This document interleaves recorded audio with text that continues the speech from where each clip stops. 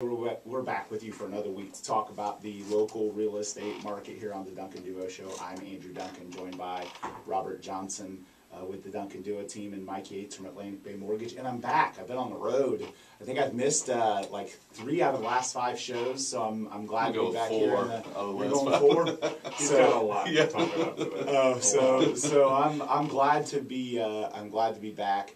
I wanted to first just kind of talk about one of the neat things I did in the past few weeks.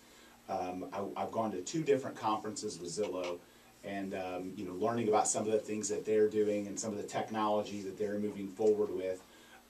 It's not going to be that surprising to people, but Zillow is going to start doing Zillow offers in Tampa Bay in 2019, which is basically their instant offer buyout program, and we're excited to be helping them as part of that. But they talked a lot about artificial intelligence and bots, which I thought was really, really neat and compelling, just because of some of the things that they do, and I was amazed at this. But so their whole Zestimate algorithm, which, as we know and as they will admit, is off by several percentage points in a lot of Tampa Bay areas. But there are some areas where it's spot on. Interestingly, I had always thought to myself how they're looking only at data. Like, how can they really value homes from data?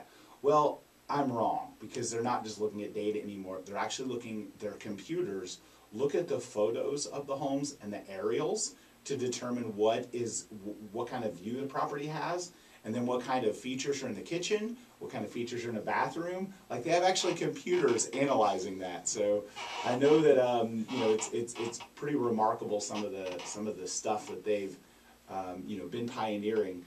But interestingly enough, we're in a day and age where technology is changing everything that there is to do with real estate. The more that I hear companies like Zillow and some of these big companies come in, I think we're nearing the end of the individual solo practitioner real estate agent being considerably successful. I think that trend is it's getting harder to compete. It's getting more expensive. I think you're going to see companies like Zillow, they want to dole down their partners. They don't want to have as many people advertising. They want fewer advertisers so that they can serve their customers better. This statistic absolutely drove me crazy. Zillow tracked for a whole year the number of customers that actually had the agent reach out to them within the first 24 hours. This was baffling to me. They polled the customers. They used all kinds of different analytics to determine this. What would you guys guess in typical real estate, in the typical real estate world, not when you're calling the Duncan Duo, because this isn't the way it happens when you call us, because we're calling you back every time. But what would you guess the number of people that actually got reached by their agent within the first 24 hours of an inquiry? Under 5%. No, it's better than that. Right. It's better. I feel like we're skewed a little bit because we know the data. We kind of have in our head what it is. Yeah, it's 50%. It's how much?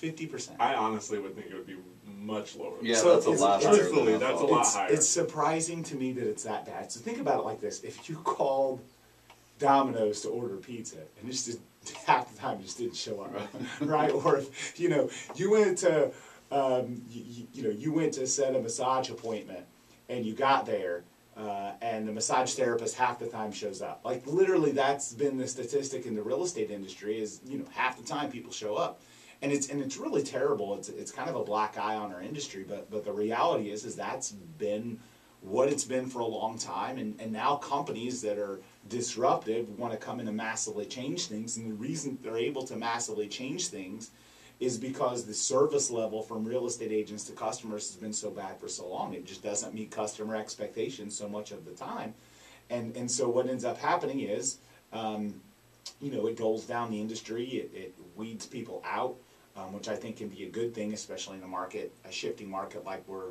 up against.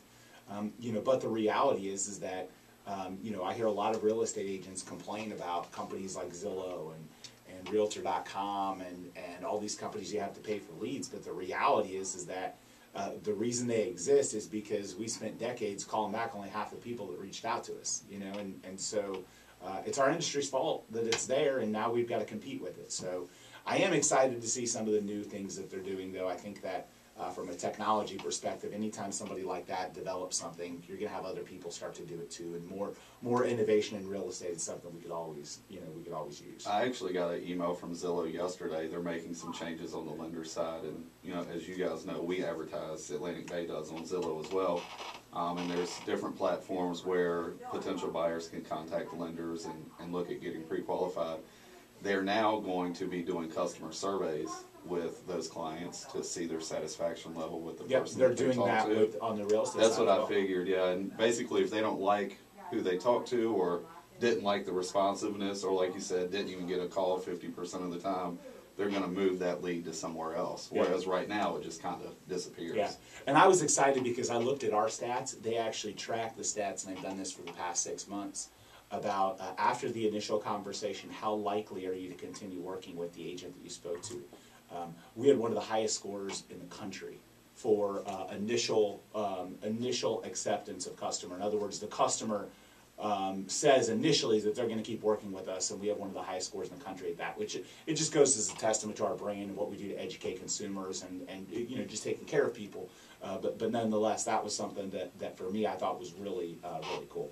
So anyway, I'm going to move on to another topic here. REMAX's National Housing Report. They do this report every month, and I did a video about this on our YouTube channel. If you haven't seen it yet, you can go to youtube.com/TheDuncanDuo.